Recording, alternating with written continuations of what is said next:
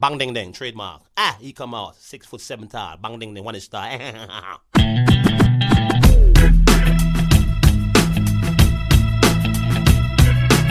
dong ding dong ding dong ding dong ding dong ding dong ding. This is a perfect day. Woke up to the sound of the garbage truck again. Upstairs neighbor's toilet's leaking on my head. And cars broke down, I missed the bus, there runs a 10. I had a feeling this was a day to stay in bed. I finally left my pad right on the jumbo's cloud roof. A police officer pulled out his gun and said, I said, sir, you got the wrong guy. I guess it's just the perfect day. It's just the perfect day. Na, na, na, na,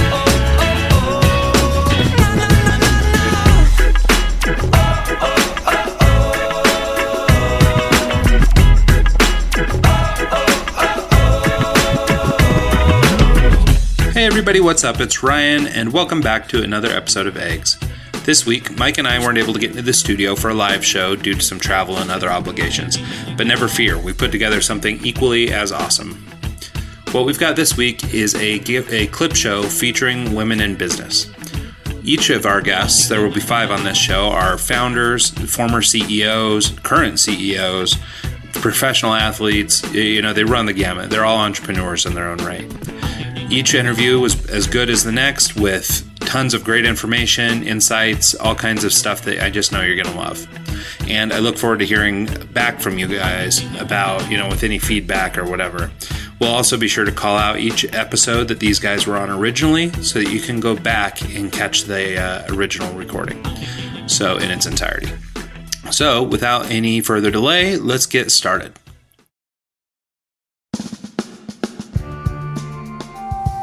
Our first guest is Mace Sarafi. Mace is CEO and founder of Mace Sarafi Design, a firm based in Santa Monica, California. Mace was introduced to us by mutual friend and show alumni Chris Doe, founder and CEO of The Future. She appeared originally on episode number 97, and here to talk about her life, her business, and everything in between is Mace Sarafi. Can you talk a little bit about some of the challenges you had to overcome in building this business and just some of the steps you took to kind of get going, some of the things maybe you realized in the early days? Yeah, I want to say there were a few different hurdles. So one of them was just making sure that, how I was working. I started off as a freelancer after I left the 9-to-5 job. So that meant that I was still the one doing the work. And then realizing that, that's easily not very scalable unless I start hiring people and collaborating with others. So I realized that in order to hit another level in my business, I needed to, first of all, attract different kinds of clients that were a lot more just the types of clients that wanted bigger budgets to work with and just projects that were a lot more vast as opposed to just being one project or two. So we were talking about multiple different touch points for a brand identity or just a branding project in general. So as the clients grew, the team kind of grew. So it wasn't just me that was creating the work. I started hiring a web designer for things that I don't know about. So I'm familiar with web design, but I'm not the one who does web design. I always have to hire someone or a web developer. And I'm always more confident like that when I say, okay, I'm able to work with someone who has a better skill set than I do. So hire someone who's better than me. So that mentality kind of had to shift a few years into the business. But it took a few tries to get there and realize you burn so quickly if it's just you.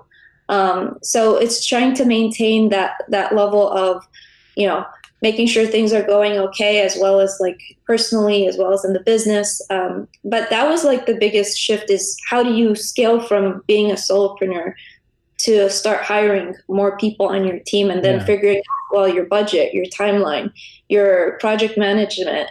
So I mean, it took a few tries, but I think it's good that I tried instead of being a little bit too fearful and say, well, this is uncharted territory for me, so why even go there in the first place? But just being around others who have been there as well and saying like, okay, well, those are the results that collaboration produces, what team building does. And that was definitely the good push that kind of said, okay, well, maybe this is something that we should do moving on with each project. Okay, so I want to unpack a couple things. First, I'm really frustrated that you came to that understanding way before I did. I sat and dug it out myself for a long time before I got there. Second of all, I'm digging it out myself right now. Second of all, one little thing you touched on, and I actually had found this on your website too, but I think it's really key. And I also think it's really good in terms of trying to build a scalable business. You mentioned that at some point you had to begin attracting larger clients that were more interested in multiple touch points. So I'm translating that as, in the past, maybe, I don't know what your old work was, but maybe it's logos. And so people are coming to you for one logo and then you'd never see them again. Or maybe it's a flyer or something, and they would just have you do these little onesie twosie projects. And so in order to scale, you needed bigger projects, more touch points. One of the things I really liked about, obviously your website was built from the perspective of a storyteller. So you're trying to really help people navigate your process. On your page, deep in the dark back somewhere, you have a frequently asked questions page. And in there's two spots, I think, where you mentioned logos specifically, and then just a continuation of that, some other onesie twosie kind of project. And basically you said, hey, you can come to us for a logo. Or I think the fake question and the frequently asked question was, hey, I just need a logo. Can I come to you for a logo? And basically in Mace's description, it says, no, you can't. A logo is one of many touch points along this journey. But in order for us to really build a complete customer experience or user experience and build your brand story and all this stuff, we can't just do a logo and give it to you and then walk away. Like, we require that, we're along the road, and Mace, if I'm putting words in your mouth, feel free to correct me. But I think, but what I took from it, or what I thought was great about this is sort of the discipline to be willing to do that. And that to sort of, come out and say, no, I will not just take your logo job. I will gladly give you a referral. I'll pass you on to somebody else. I'll get you to the right person that can do that. But if you want to engage me or Macy Sarafi Design, if you want to engage MSD, you need to come to us for the whole package. You get the whole thing. And I think that discipline, it comes with maturity, I think, as part of it. But I think that discipline is really difficult for a lot of, especially people who come from a freelance background. Sure. Because they're so used to just taking piecemeal, whatever thing they can get, I'll just grab it, whatever project I can grab. And so, myself included, we get into this habit of just taking whatever's given to us. And I thought that was really refreshing on your website, sort of the flat out indignation against all these onesie twosie projects. If you want to work with us, we want to tell your story, but we can only do it if we're allowed to do it. Yeah. Sometimes setting boundaries is key for scaling a business, because if you keep taking these onesie twosies and you're not, kind of setting your requirements of what you need to scale, you're going to just kind of sit in that same spot. Yeah. So I guess then to that end, to land on a question, how did you, I guess, develop and maybe it is just maturity and time served, but can you talk a little bit about coming to the conclusion that, hey, we're no longer taking every little project you push at us. Now we want to control the journey? Well, just like with the journey itself, we kind of have to evolve. And I noticed myself just being as a freelancer that I needed to get some skill sets on my own and just learn how to grow. That's where I came to the YouTube channel, The Future with Christelle. And that's kind of where I started to learn more about talking about pricing, talking about value-based pricing, starting to include brand strategy into our work. And then as those components grew in our team, that's something that we started to have to charge more for. But that's kind of where it started for me. But that isn't to say that, like, if a client comes over just wanting to ask for a one touch point, a logo, that we couldn't turn around the conversation and say, well, why is it that you just want a logo, and just open it up and say, just why is it that you think that you want just a one singular touch point for your brand? So, and I've had such interesting conversations with clients where, you know, sometimes they're just very adamant about having a logo. Others were open to the idea of, you know, seeing where this can go beyond a singular touch point, and, you know, and seeing like where this can go for them, their goals, their business goals, and where their brand can go. So there have been pivot points that have been successful for us. And it's just the willingness for the client as well to be able to hear where this can go, and just for them to have a little bit more trust in the process, and just see like that this is a large project. It's not really a small project. Building a brand around a business, whether it's a personal brand or a product-driven brand, needs a lot of like projects that help support that brand, whether it be a website, a book, a brand identity system, to help grow and feed what that brand needs. Well, So lots of times the client's gonna, hey, I just want a logo, and then as you're discussing it, their eyes are kind of open to like, oh, I should do that too, and I should do this too, and they might not even know what they need until you kind of tell them. Exactly. And that's kind of where we started doing brand strategy and incorporating that into our work a little bit more. We started to kind of take that portion of our work, which we expand upon being brand strategy, and just have that conversation and say, well, are you sure this is what you really need? Because based on your goals, this is where you might need to go, and in a different direction, or you might need other support elements to feed what it is that you need for your business. So that's kind of where it all started, was like when we started to include brand strategy as well, just that conversation, aside from the deliverables, aside from design. Up next, we have Becca Moros. Becca is a professional soccer player at the Royals FC, Salt Lake City-based team for the National Women's Soccer League. In addition to her career as a soccer player, she is the inventor and entrepreneur behind the Footy Board, a tool that helps soccer players of all ages and abilities improve their skills and level up the ever-important first touch. She kicked off the season shortly after appearing on our show back on episode 101, and having just finished the season, we're excited to be sharing this little clip.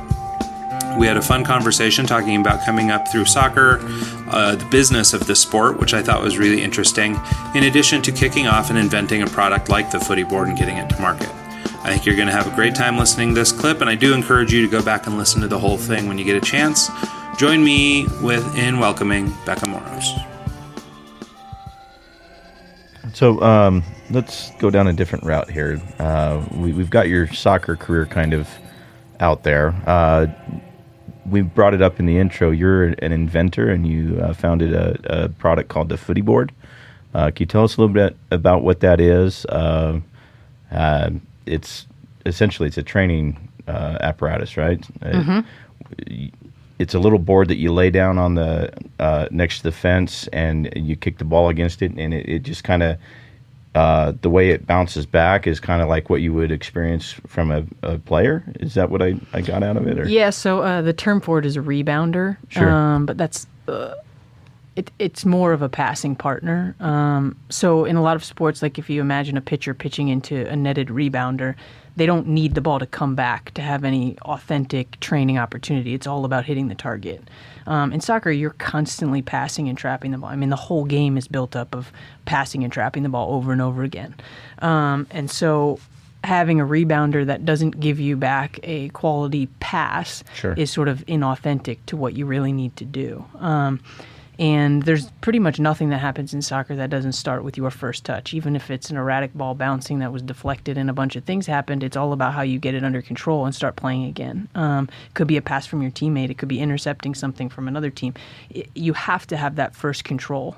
And it's something that's difficult to train in a big training environment, because you're all kind of sharing around one ball. Like a game, I think you might touch the ball 100 times at Yeah. most. But if you're training, on your own, you can get thousands of touches, make thousands of decisions, figure out how you want to set up your body positioning to be able to see whatever it is you would be seeing on the field, depending maybe on what position you play or where you have a weakness in your game.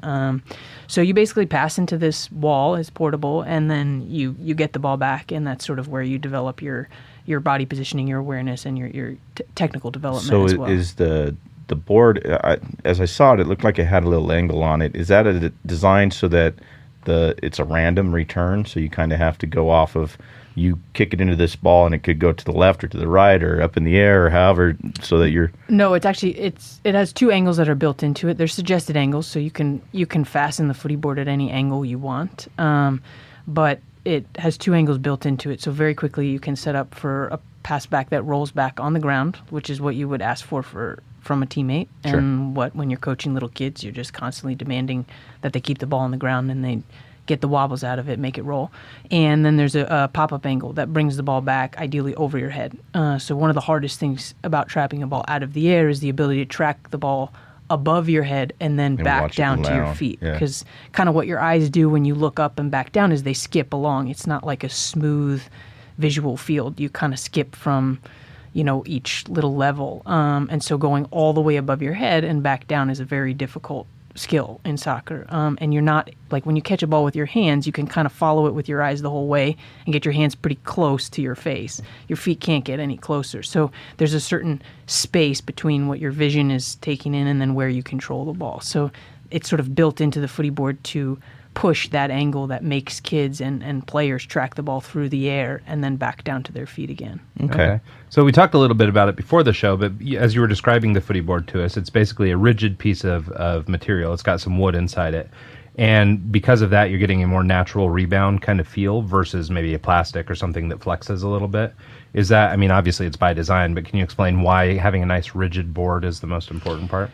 So I designed the footy board by accident, so to speak. I very deliberately needed a wall for myself to train. I wasn't looking to invent a product. If somebody else was making a good one, I would have bought theirs and the footy board wouldn't exist.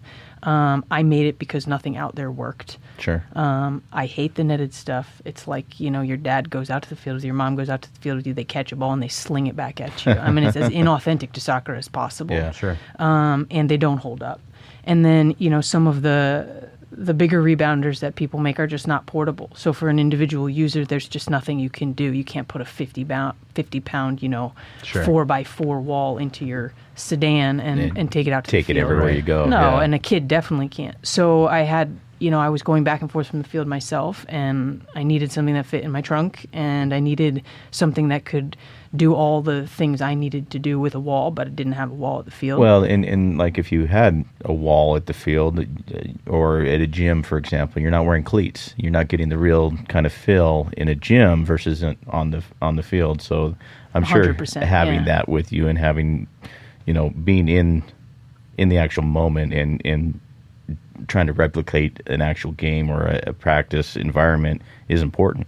And being in cleats and doing, it's huge. Yeah. And you don't always have a friend to train with. And that was the thing. I'd be out running fitness and need to go from the field to somewhere else to find a wall to be able to do something. And instead now I could just throw my wall up and get all of my touches in and even incorporate fitness and a variety of things.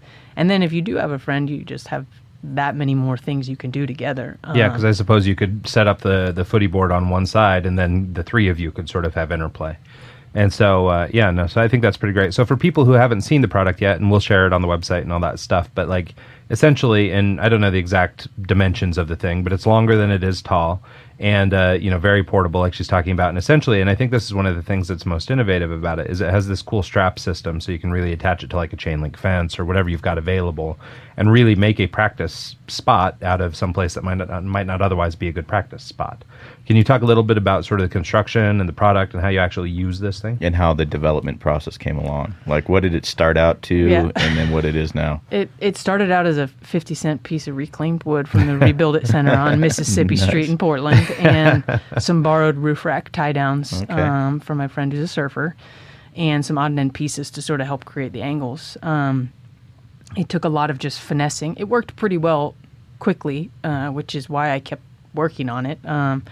And so I just, every time I used it at the field, I was just tweaking little things, figuring out better angles, better mechanisms for fastening it. And then I hired a designer to turn it into what it looks like now, and to make it a very efficient piece of equipment for throwing in your car and setting up. But it could be attached anywhere that you can, attach the straps.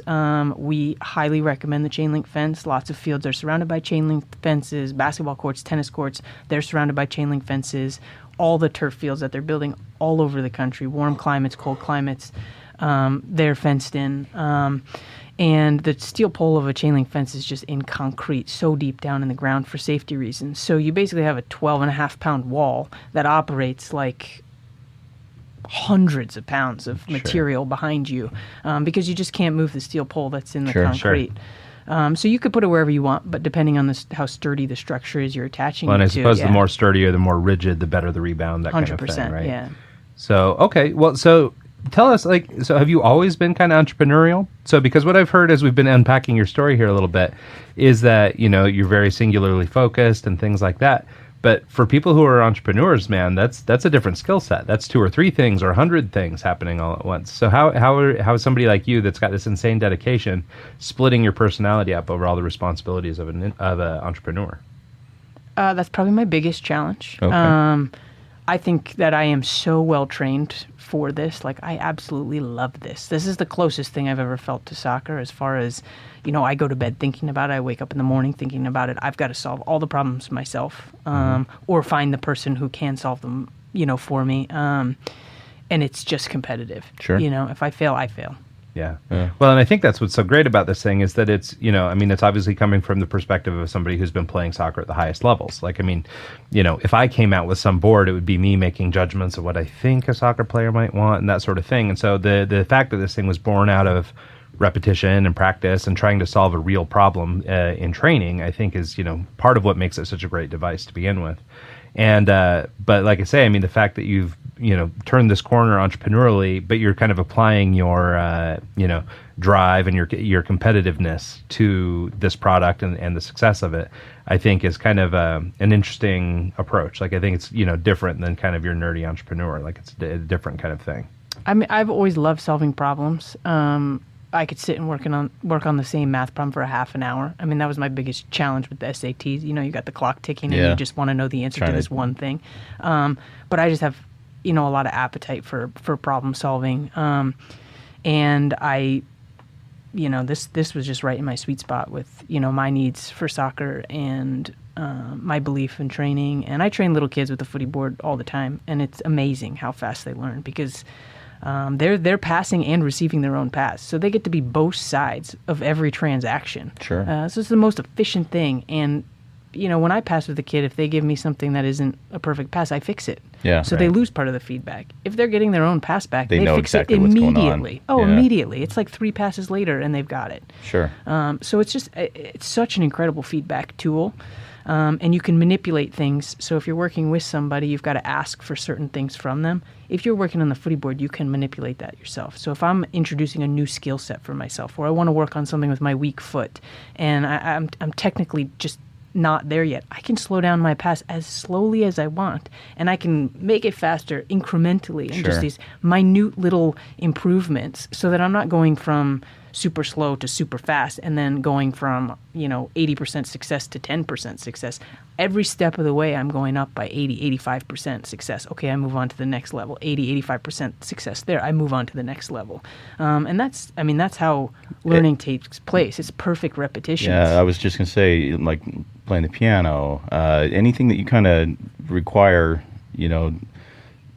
just you build up in slow increments, and then once you kind of got that mastered, you move on to the next one, the next one, next one. I'm sure it applies in soccer as well. Actually, I wanted to talk about, I was listening to an audiobook a few months ago called The Talent Code.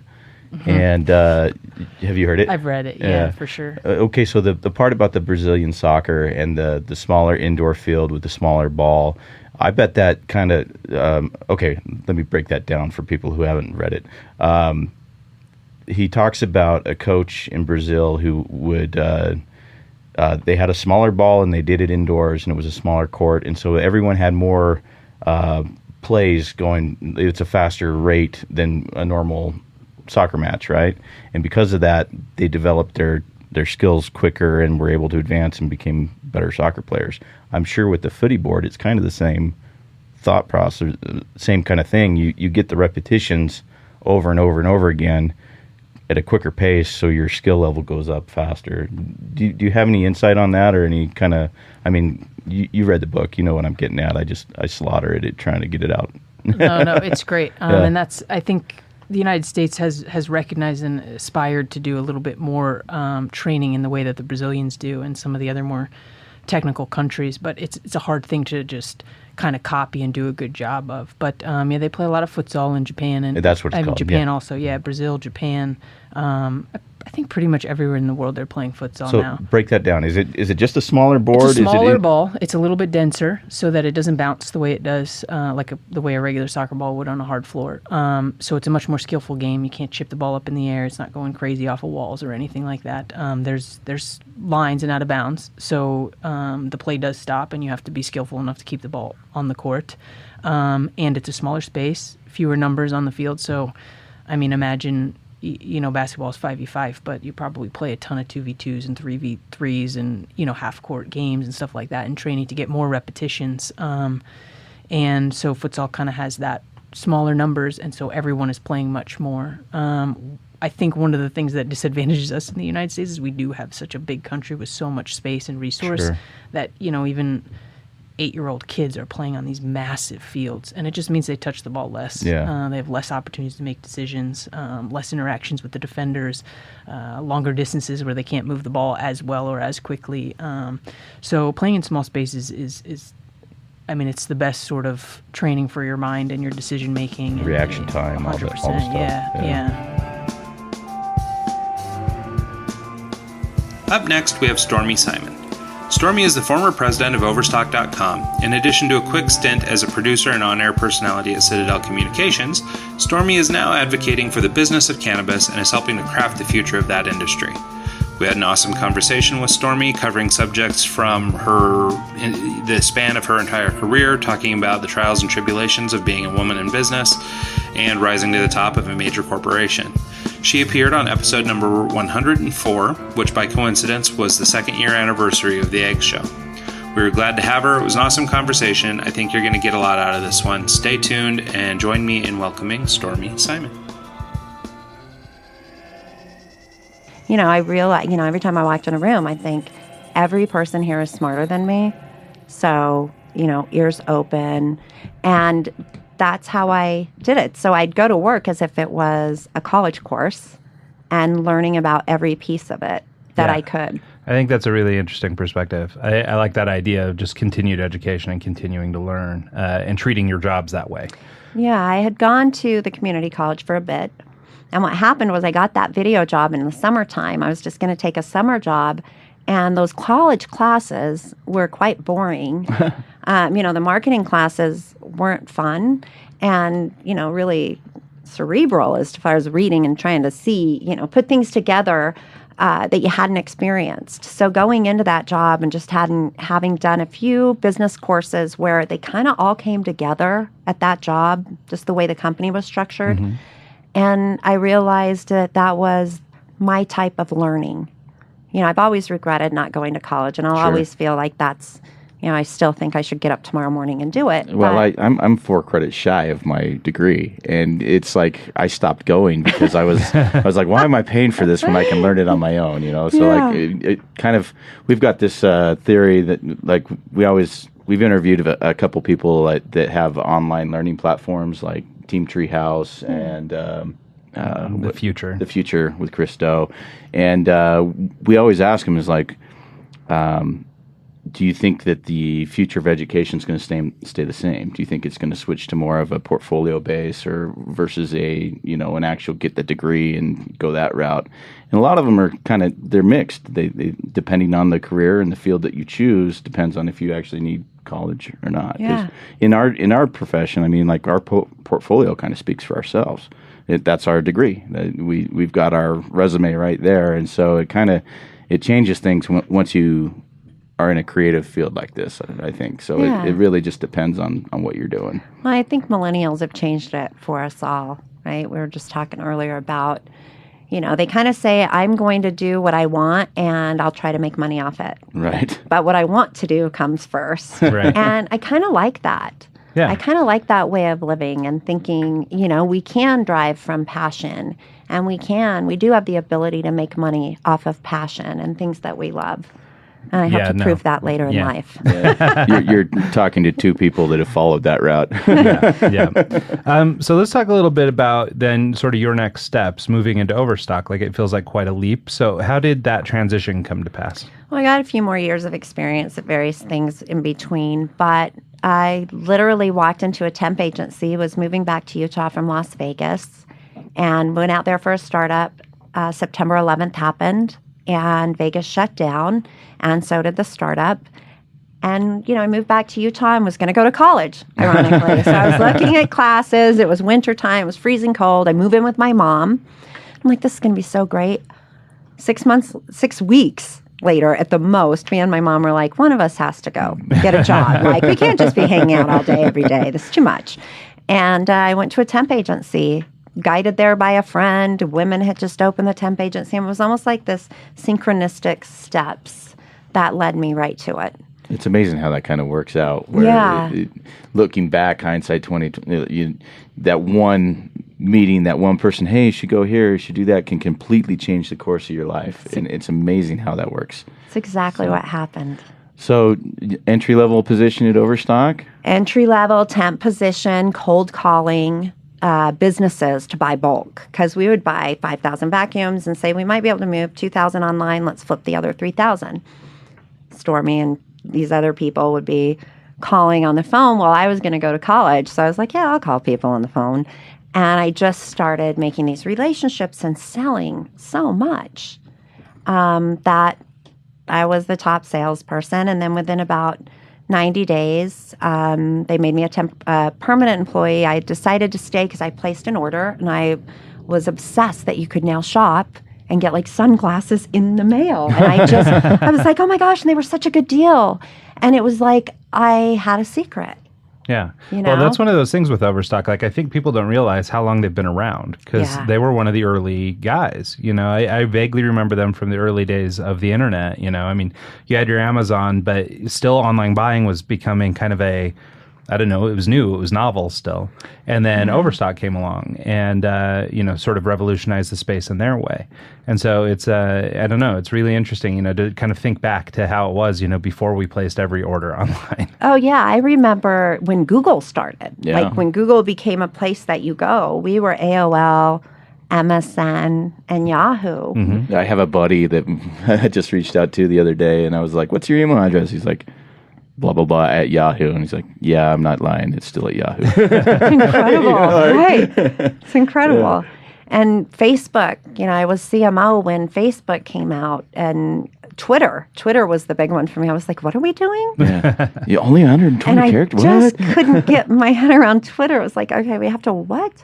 And, it was just, it continued that, the pioneering kept continuing as, the internet or digital marketing or digital interactions became more and more accessible and mainstream. CMO, Chief Marketing Officer? Yeah. So how did you stay on top of it? I mean, like learning the new tech and knowing what's hot, what should I do? Should I go with Twitter? Should I go with, Google AdWords? Or like, I'm sure you had people that really smart people.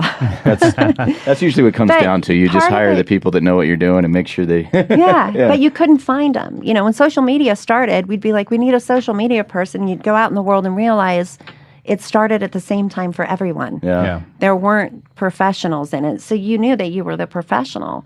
But that was my entire career at Overstock was, you show up and it's a blank whiteboard that day because no one's selling anything online. It was Amazon doing books, eBay, which is peer-to-peer. And then Overstock really came in and said, let's sell some vacuums and rugs and really big things. And we did. But there wasn't a playbook. For customer service, there wasn't a playbook on how you serviced millions of people online that you've Wow. never met or walked in the door or had a return. And we just figured it out every day. And by the time, I was 7 years in my career when I became CMO. And by that time, I had an innate knowledge of e-commerce and the build, because I do remember before and, coming in and kind of being a part of what made it happen. So by the time Facebook came along, I knew enough about everything else that there might be ways to make it work. And we played super safe and didn't know how to interact as a brand that monetizes off people in a social space. And what did social mean at the time? And we spent a lot of time just kind of hands off and letting consumers decide what they wanted to do there. Interesting. Yeah, because Facebook was free. Yeah. Nobody was paying for anything. There were no sponsored ads. You just did whatever you wanted. Back in the good old days, right? Yeah, I remember when. Well, and it does seem that like from those early days, the e-commerce online has sort of moved in kind of interesting ways, from where this whole economy of free things, the Facebooks, the Twitters, and having access to all this inexpensive stuff, and then Amazon making everything really cheap, and same with Overstock doing that, and selling these bulk products and refurbs or whatever they were doing at the time. Yeah. It made for a really interesting, like kind of Wild West e-commerce land. Absolutely. When you think of the brick and mortars and how long, I used to think about, I'd use this analogy, like, established companies, brick and mortar companies are like a yacht, right? They're so big and huge. And then we come in on a jet ski and we're like, hey, turn left. And we're like, whoop. And they're like, shifting down 1 degree turn per 5 minutes. Who knows? Yeah. But it was a different navigational pull, right? And I remember having conversations with brands and saying, you can just go directly online, and them saying, it just doesn't make sense for us. It took a long time for brick and mortar to really follow. And I still think today there's a struggle in the online experience and the in-store experience. And Nordstrom is doing a good job right now with the pickup in store. Yeah. If you go to a Nordstrom, you'll hardly ever find your size, but there's tons of bags to be picked up. Sure. And I think it's been a long haul for the real estate retailers to adjust. Even like the Fred Meyers and the grocery chains that are starting to do that pickup delivery thing. I have a friend that just had a newborn, and she has a 3-year-old too, and she loves it because she just drives up. They load her car. She doesn't even have to take the kids inside, and that right there sells it for her. She's like, yeah, it's a $5, $6, $7 extra fee, but not having to deal with the kids wanting this and that through the grocery store makes up for it. She loves it. Every time. Yeah, it's amazing how things change so fast and rapidly. Like I spent some time in the Philippines, and I was gone for a few years, came back, and that was the same time that like the self-checkout lines came to thing. I had never seen those before, and I came back, and I go and I stand up, and I'm just standing there for like 5 minutes waiting for someone to come up. And when they come up, they're like, yeah, you got to do this. I got to do this myself? What? But I mean, in the short space of 2 years, like that wasn't a thing, and now it is. And with the advent of the internet and the online shopping and Amazon, and just in a short period of time, everyone's playing catch up, trying to figure out what to do with it. Yeah, and it's funny too, because even now, like my background, or I work in marketing and advertising and things like that, and it's funny how many big companies still aren't there yet, haven't figured out what their version of online or what their hybrid of online and brick and mortar is. I mean, it's amazing to me how much space there is, because for people like you and I who've spent a lot of time in this space, like it becomes second nature. You start to understand how the business works and how things work, but then you go talk to somebody about it and they're like, oh, we still haven't decided on this or what, and it's like, what a weird thing to be, several years into this now. Like, I mean, this has been going on for a while. Yeah. And it took you so long to adapt or embrace or, take on this new technology, whichever version of it you need, whether it's on, online e-commerce or if it's just social media and using that as part of your marketing mix, all the way down to with websites and designing them for mobile devices. I mean, every statistic says almost everybody's looking at your website on their mobile, and there's still a significant portion of websites that just don't work right on mobile. That's the truth. Yeah, but it's but we've been around it now. It's like, come on, there's no excuses anymore. And I think that the larger companies, not by their own fault, but maybe a little bit, they become bureaucratic So you've got all these layers, and whether it's, you think of the car industry. Sure. And how electronic cards are hybrids, and how long it took our players, like the Players of America, to really get involved. Tesla came out. I can't remember who. Prius. Prius was the first one. But it was like it still took many years for them to adjust. Well, everyone was worried, like, oh, if the battery blows up, what do I do? Like, they're used to going in for oil if the battery changes. blows up. No, just put some gas in it. Right? I mean, it's a whole different... Well, and even just figuring out that technology, it's funny how rapidly that stuff's moving. Yeah. I know my in-laws bought a hybrid But it's car. always a new company first. Yeah, right. It's not an old company. You didn't hear requires somebody GM to going, innovate. hey, we just decided we're going to make the electronic car is going to be so great for you. It's always a new company, and then the established ones have to, turn their yacht. I think there's, a little hesitancy on the bigger companies to go and do a significant change like that. You look at like Coke when they did the new Coke back in the day, and how big of a flop that was. And like Dunkin' Donuts dropping the donuts, and they're just Dunkin' now. And I'm interested to see how that's going to play out and affect their... I had no idea. Yeah, they're just Dunkin' now. They're not Dunkin' Donuts, and their whole... Like I heard a radio ad for them the other day, and it just threw me off because you're waiting for Dunkin' Donuts, not Dunkin'. It's a whole rebrand, Just Dunkin'. So it's a little different, but it'll be interesting to see how that plays out for them.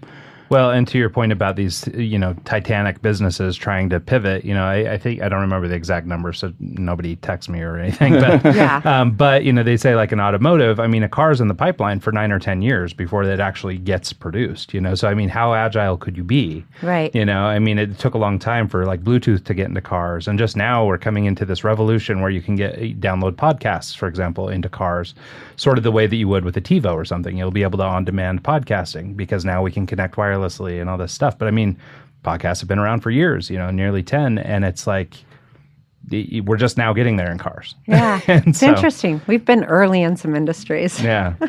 Well, and your experience at Overstock, you guys were innovating in a lot of those spaces too. So that's I think pretty cool that you kind of got to be there for that whole kind of crest. It was a good ride.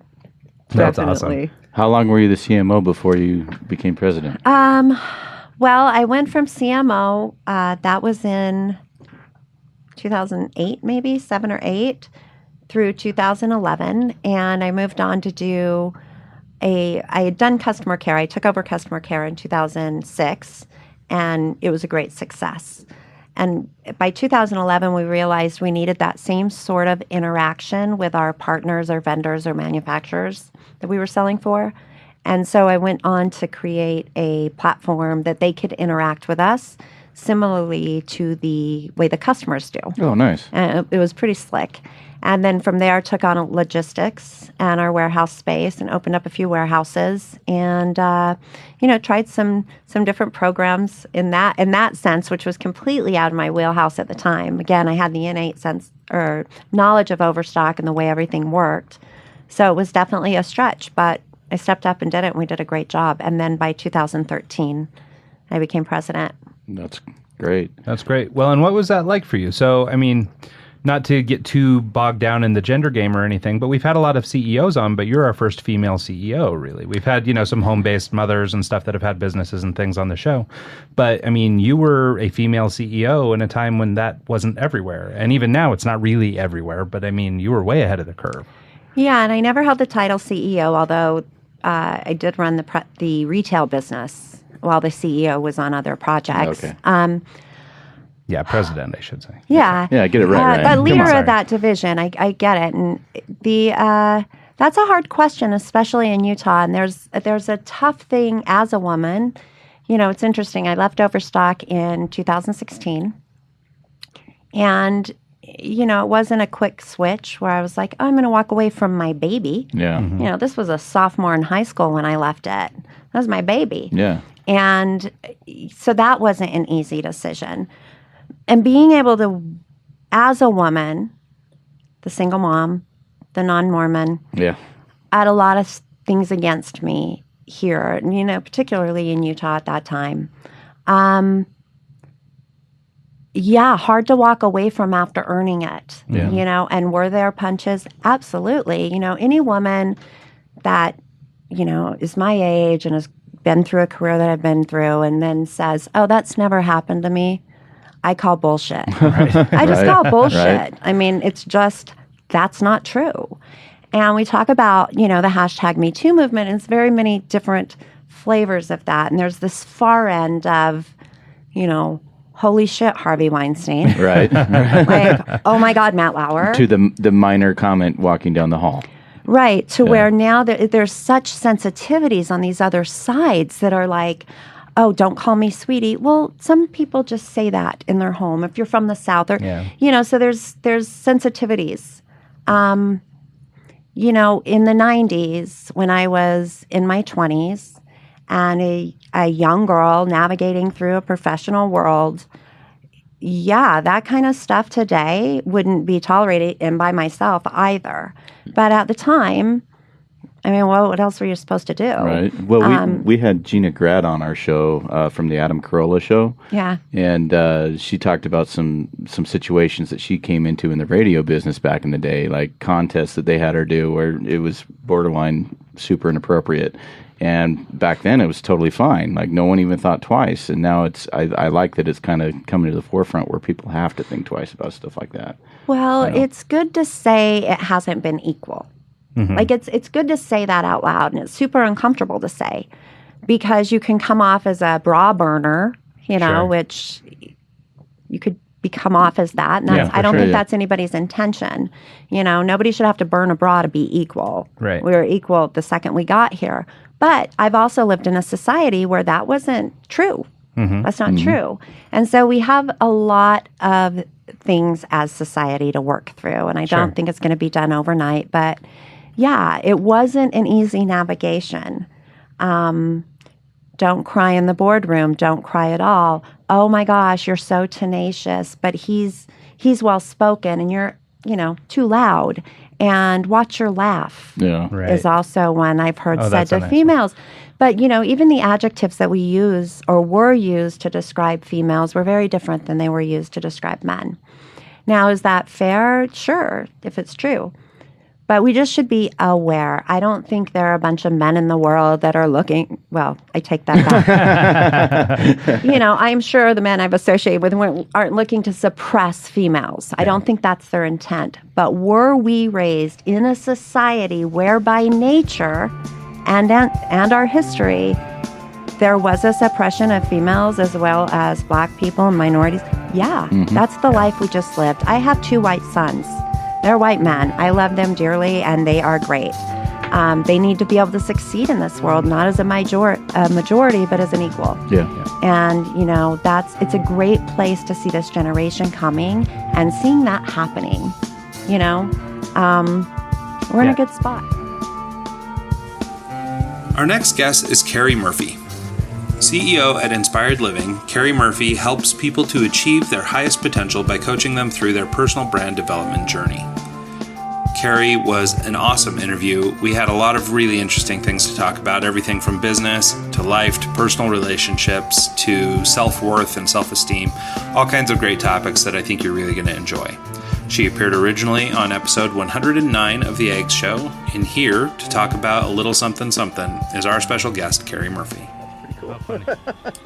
It's a pretty cool story. And I also went back and worked for the agency out of college for a couple years before I decided to start my own business.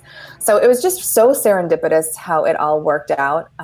And it was divine because it's what I do now is such a perfect culmination of everything I've ever done. I love creating beautiful things. I help people create brands that are visually exciting and actually strategically useful, to teach them how to be on camera, to help someone really develop their gift and their talent. And so it's just been amazing. So I had that at 27, built it for 5 years. And then we had this wonderful thing called the recession hit, which I'm sure I'm not the only guest to talk about that. Oh, no. Yep. And it was devastating. I lost everything. And but at the time, it also allowed me to, kind of rebirth my childhood passion of being a full-time host. I moved out to LA, signed with the top agency, and Inspired Living was born after I decided I do not want to audition for one more thing anymore. Ever again. I don't want to audition. And so it was that aha moment that I was like, okay, I know I'm good at this. I was booking some really great shows, but I also felt like it was just so challenging waiting for someone to validate my gift, like what I really wanted to do in the world. So I remember reaching out to Kevin Sorbo, who was a Facebook friend. I hosted a show on the Golf Channel, so I got all these golfers as Facebook friends. And I said, hey, I'd love to interview you. And he said, sure. And that was the beginning of Inspired Living, and it has grown so much since then. But that is the long and short of it. That's amazing. Yeah, no, I mean, you wouldn't know it because we look like such naturals on camera here, but we actually kind of don't like it. So it'll be interesting to hear, to get some pointers on how we could be improving this, because I mean, we just added video to this podcast maybe in the last 6 months or so. And so it's been kind of a new experience for us. And both Mike and I here have faces for radio, so we're perfect for being behind the scenes. But getting out here in front is a little bit, I think you're being nerve-wracking modest for us. Well, yeah. I'm trying to be self-deprecation. I hear Well, you said to be yourself, right? Now you got the 5 o'clock shadow going on. That's myself. That's right. Yeah. Perfect. Well, and I just don't want Mike to feel bad because I'm so hot. I know. So anyway, let's talk a little bit about that then. So early in your career, I guess you began, looking for acting roles, talent roles. What was that like as a kid? And I guess, I mean, I have 2 young boys, and one of them I think probably could go down the track you did, where he would have interest in being out in front of the camera for the world to see. And what was that like as an experience? Like, I mean, I just can't relate. I was such an introvert at that age. I just wanted to sit inside my little shell and be left alone. Yeah. What was your first gig? What was my first gig? Yeah. I think it was actually mannequin modeling. Remember? In the doorway, like for hours. And no, it was like a JCPenney fashion show too. I remember doing that. I was so excited to be on a runway. So I started off with modeling and doing some print work, and then that parlayed into the acting. I grew up with a supermodel looking grandmother. She was short, but she looked like Marilyn Monroe. She was stunning. And so I grew up in the 80s and I wanted to be a supermodel, and then realized my hips were 10 times the size of a supermodel. The Italian curves I definitely got from my mom's side. I've been told about my hips too. I get right? It's tough. But to answer your question, it was actually very difficult, because if you look at me now, right, you probably don't know what ethnicity I am.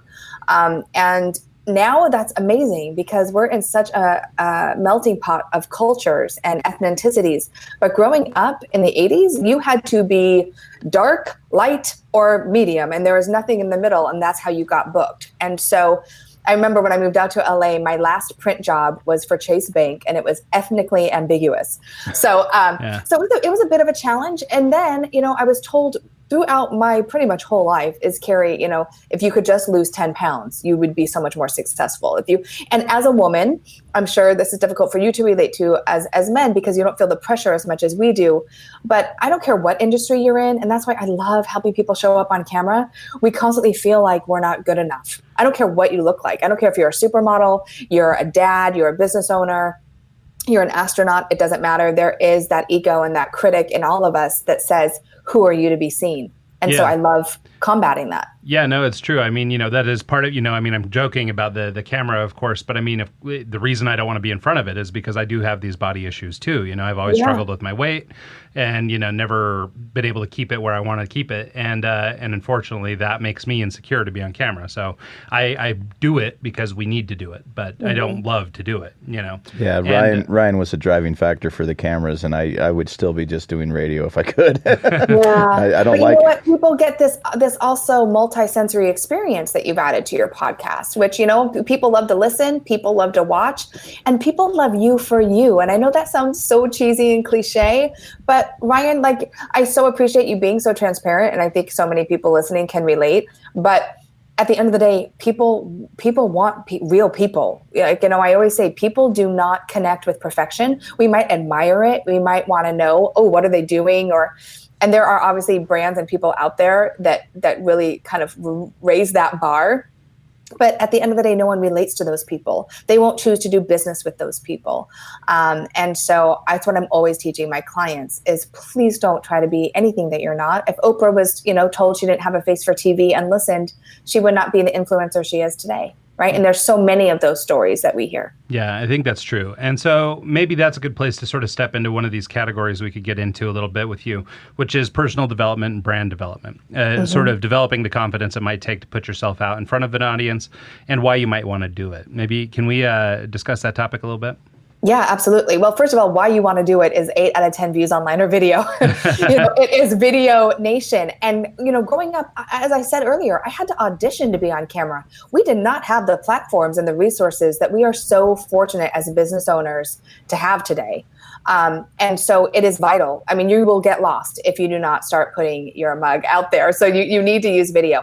But it is, like you said, too, the mindset is just as important as anything else, your message, your video equipment, anything else that you're using. And so we really work with that. And I think the key to that is knowing what you're really great at and why your message matters. Why are you using video? Yes, I know you know now that you need to. And by the way, research shows people are 67% more likely to buy a product or service after watching a video. It's commercials, awesome. Right? We've been doing it for years. But I think the issue we're having right now, I always say people are throwing up on camera. They have no idea why they're on it, what they're saying. Like, it's just such a hot mess. And so for me to teach at this time is very interesting because there's so much out there. There's over 4 billion views on YouTube every day. So, you're using video, you know how important it is. But if you're not confident in what you're doing, why you're doing it, and who you're talking to, you are going to get lost. And that is where we come in. Yeah, I think that makes perfect sense. I mean, I think I heard a study, and I might be screwing this up, but I think I heard like 25,000 minutes of video per minute on YouTube or something is being created. And it's just an incredible amount of content. And like you said, there's so many people who are just kind of, throwing up or just capturing their life on camera. In plenty of cases, literally throwing up. Like, there's, it could just be anything. Yeah. People are, not real... picky about what they're throwing up online, and not enough discretion. And so I think that's really important. But I also think that developing that strategy on the back is, the core differentiator here is understanding the why behind why you're doing stuff. Yes, and so that's what we lead with. So in your, I guess, knowing this about you and knowing that that's how you feel about it, what do you think is the number one, sorry, we're getting like some weird feedback here for a second. What do you think if you're making video, do you think it's better to shoot it out in volume, like get lots of content out, or is it better to be more selective, take your time and produce pieces? So that idea of discretion. That's a good question. And I think it's both. I think there are times you do need to just grab your phone and get on Facebook Live, do an Instagram story. People want to know what goes on behind the scenes in anyone's life. That's why reality is as big as it is today. That's why we are enamored with The Bachelor and the Kardashians. By the way, none of that is real. I hate to burst any bubbles right now. None of that is real. But I do think that, the more authentic and off the cuff you can be, I call those personality videos. There's actually 5 videos we teach. And those are personality. And that's what drives your brand. Personality videos drive your brand. They're off the cuff. They're authentic. They're impromptu. But then you need to curate professional content for your blog posts, your sales pages, your opt-in pages. There's a level of positioning and authority that comes when you actually produce curated content that looks good, sounds good, right? You stand out because not everyone is doing that or has the means to do that. So we really help our clients differentiate between when you just want to pick up your phone and start blabbing and when you actually want to do storyboards and actually create, curated content and how to do that. Okay. The last time I podcasted with my phone, I pulled it out as a security measure because I thought I was going to get mugged. That's problematic. Okay, so if I'm understanding you correctly, so the idea isn't necessarily either or, not just one type of content or the other, but it is more about this mix. It's when you choose to do what you do. And so I guess the point I'm trying to make or trying to understand is that there's, the people who are just on Facebook or just on LinkedIn doing or Instagram or wherever doing these live streams, that kind of stuff, like maybe that content doesn't take away as much as long as there's curated content out there as well. Like, is it sort of okay to put it in both places as long as you have, I guess, sort of it back to that idea I of think why? It could be a double-edged sword. You could have like really nice, well-curated content, and then you go and do your thing on your phone that's half-assed and just sounds like crap. people could, see the inner workings and not actually, you know what I mean? Like you could do yourself a detriment if you just kind of spew crap for no reason. Yeah, and we teach a format that allows our clients to instantly put their thoughts into a framework that scientifically connects with how people think. And I think that is the key, is always starting with the why. So even when I pick up my phone and I start talking and it's something personal, maybe I'm sharing about my daughter, or I'm sharing about a trip I'm taking, or I'm having a bad day, whatever it is, I'm always focused on why the person watching cares. Like, it's like, great, this is Carrie's life, but how does it apply to my life? And I think at the end of the day, we just need to keep that in mind always, is what I'm doing on the fly, supporting what I'm doing on the highly produced, curated side too, and how do they partner and support one another? Yeah, and I think that makes sense. I mean, basically the target or the thing at the end of the road is your consumer, so who is it you're producing curated content for? Same thing Right. for non-curated content. I mean, you have to understand your audience and be empathetic to those people. So Yeah. I think that makes a lot of sense. So can somebody, with no experience become authentic and confident behind the camera? I mean, we've been doing this for a while now, and I still don't feel that good about it. I mean, Come is it to coming? me, That's fellas. because Come we're to too me. authentic. Give me 2 days. Absolutely. I mean, I have worked with people that literally, when they think of being on camera, they want to throw up. Their knees shake. Like, there's major breakdowns. And then I've worked with people that have a stellar speaking career for over 20 years. But when they get on camera, right, the energy is very different speaking through a camera lens than it is speaking in front of a huge or small audience. The energy is very different. So I call that the it factor, right? Growing up in entertainment, it's that it quality. We all have it. Most of us just need to develop it. And we have never been told how. We don't have the confidence. And that's like I have a 2-day signature on camera training that people fly in and work with me for 2 days. And that the results are transformative. And it's just mindset. It's mindset and then structure. Man, those two things, right? In all of our lives, mindset and structure creates very different outcomes. Yeah, it sort of feels like that's the sort of the special sauce in everything, regardless of what we're doing. So yeah, that makes perfect sense. So to the idea, we've talked a little bit about the curated content versus just sort of off the cuff. And we sort of have appreciated everybody's authenticity and transparency today. But can we talk a little bit about, sharing versus oversharing versus what to put on versus what not to put on? Like, I mean, I don't know if you have any hard and fast rules about that, but, obviously discretion is a piece of it. But can you maybe speak a little bit to that? I heard dark is slimming, so I go that route. I am wearing black today. It's so funny because it's a conversation I actually have with our clients all the time. And I say, there's authenticity and there's transparency. Authenticity is how you say something. It's how you show up. Transparency is how much you share.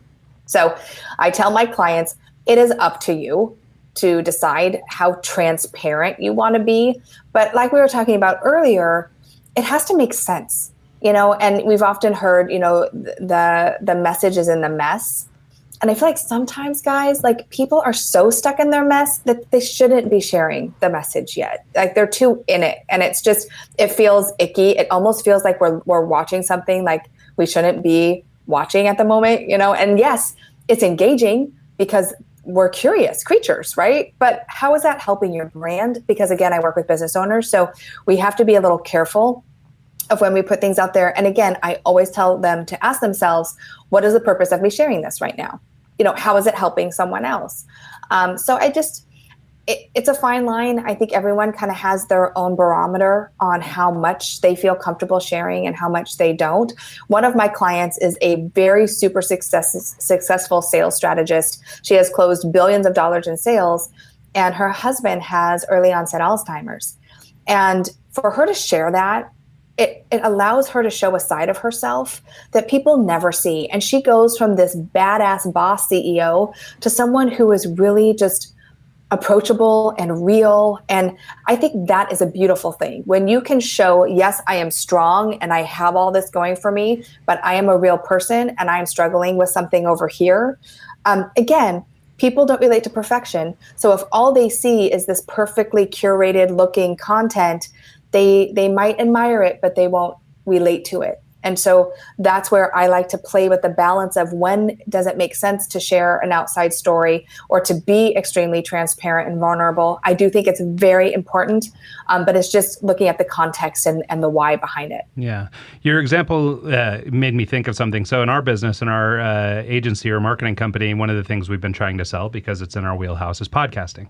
Mm-hmm. And so we have been talking to a company about doing podcasting for their company as a modality to become established as an expert or whatever in the field. And but their big concern is they're already a pretty large company. They're moving $2-3 billion a year in sales, and they're doing amazing work. But their concern is by going out and being transparent and sort of talking about a little bit of the things they're learning and stuff like that. Just I guess not knowing everything. They're supposed to be experts, but they don't know everything. Yeah, I know, right? And but they're kind of having this internal struggle, like in terms of positioning or how they frame their company. Are they going to become actually less of an expert or become less by, I guess, lifting the veil and showing people what they don't know, is that actually going to cause more harm to their company than just sort of pretending that they know it all? Mm-hmm. Well, no one knows it all, right? And I think that most brands, when there's a relatability factor, when you hear Richard Branson talk about his experience and his failures, you admire him more. Like, you're like, wow, he's gone through all that and is still this business mogul today. And again, it has to make sense with what the business and the brand is representing. So for example, if you're creating this widget and you're telling me how you just recalled 1 million of them because they're horrible and they don't work, and that was a tough lesson, I probably wouldn't share that, right? But I would share about the struggles you had with finding the right widget and what you had to create and all the failures it took to get to the right one. Does that make sense? So I think I would have to know more about the business, sure. But I think that if there is a level of transparency and vulnerability, people fight with you, people champion you, people buy your product because of what you've overcome or the lessons you've learned, or they just like you, right? I mean, at the end of the day, we make buying decisions off of brands and companies we like, we relate to.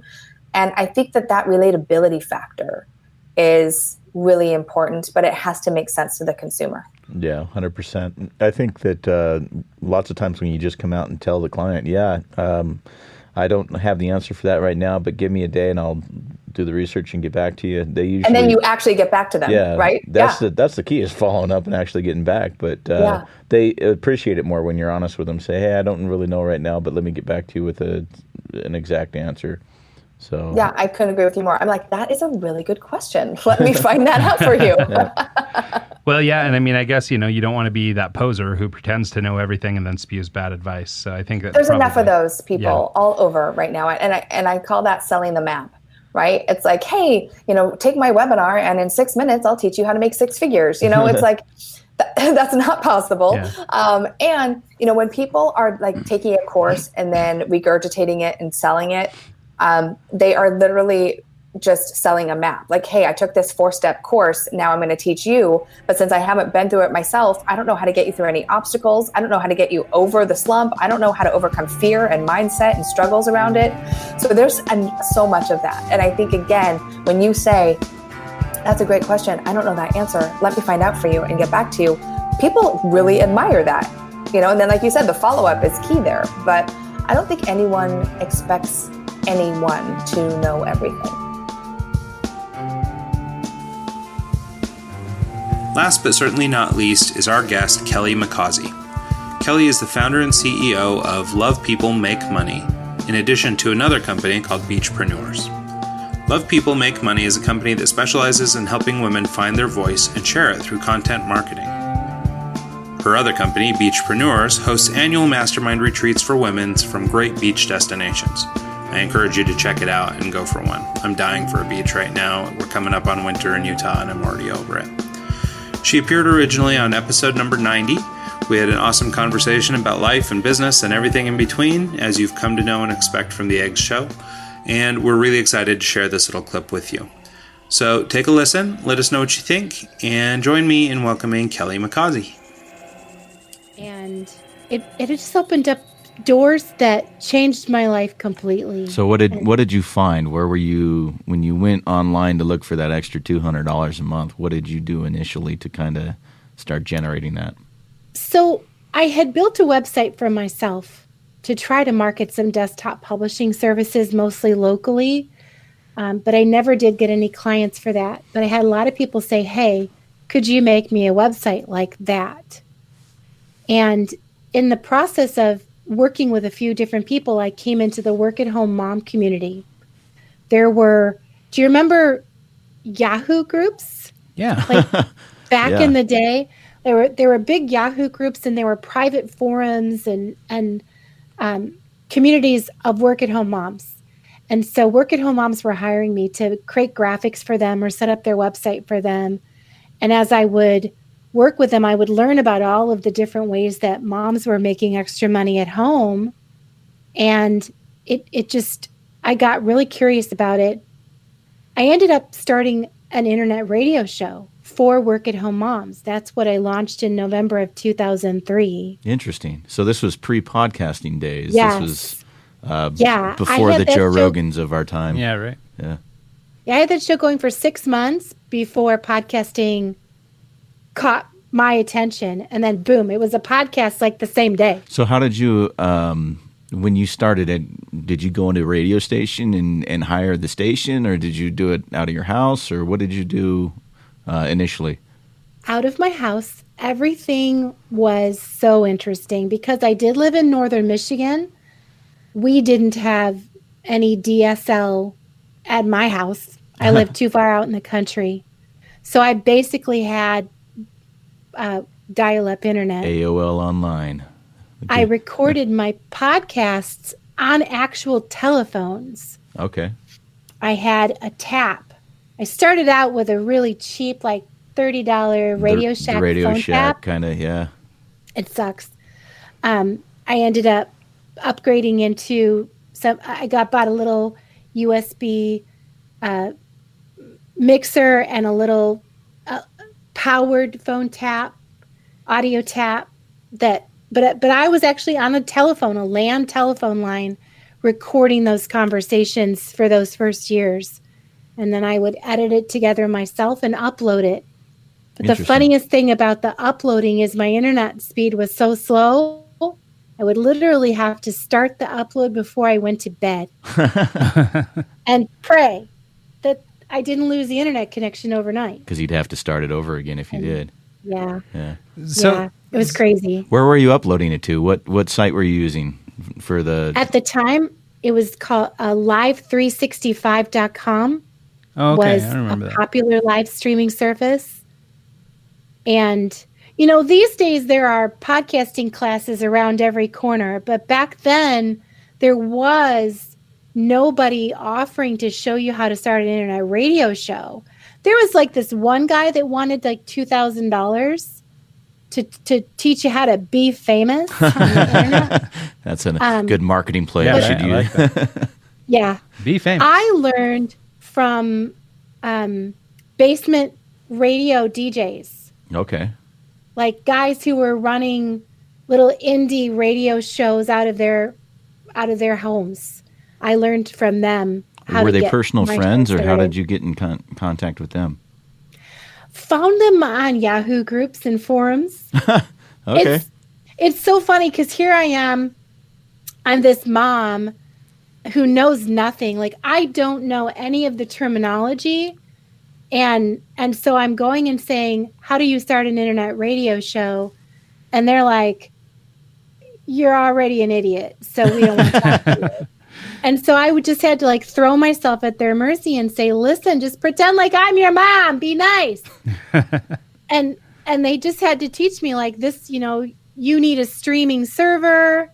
You need to know this about the format of audios that you're developing. So they just took me by the hand and were patient. Well, and it was infinitely more complicated back then, too. I mean, things are so much easier now. The technology's caught up with all that. Yeah. Would you say, though, Kelly, are you sort of naturally entrepreneurial, or did this sort of come out of necessity entirely? Or have you, like, as a youth and as you're, coming up, have you always been kind of a self-starter or a person who's out there trying to solve the problems?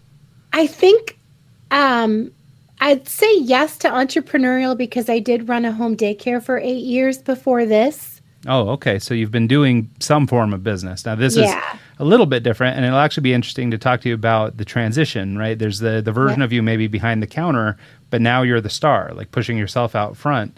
So I'm sure that was a bit of a transition too. It's a different, it seems like it would be a different personality type altogether. Yeah. I would say, yes, I was entrepreneurial, but I had a really small mindset about it back then. Like, does it make any sense to say, like, I just knew I could pay the bills. Mm-hmm. Right.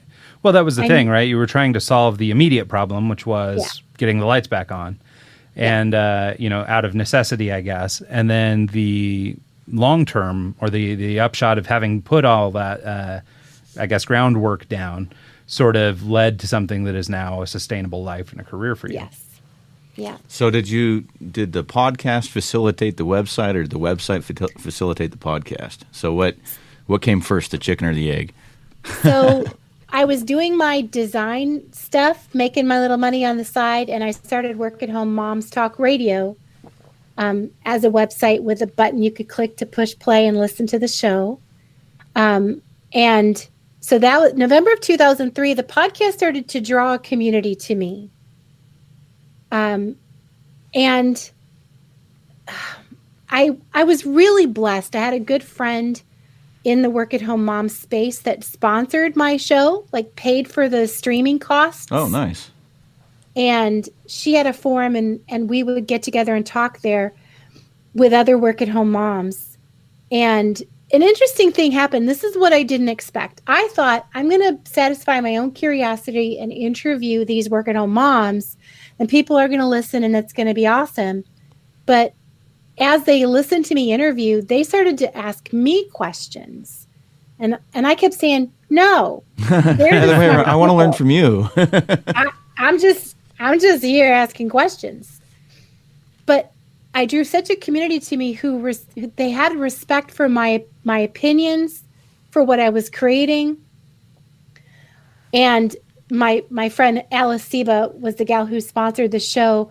In the summer of 2004, we launched a paid membership site because she recognized that the Work at Home mom community craved like a next level learning experience where they could get information on websites and traffic, building a mailing list, making money, and leave aside all the extra nonsense that community tends to be full of. Yeah. Business apps. Yeah.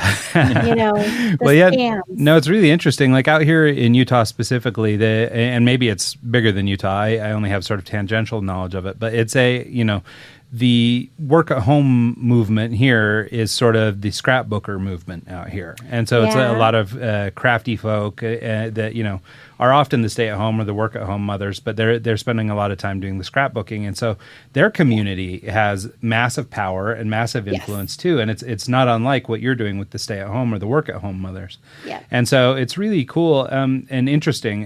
Did you specifically target to find those kinds of people, or did they just happen to resonate with the I guess you were probably living a similar lifestyle and you were, so it worked for them. But like, were you actively soliciting people in that world to come be a part of your life?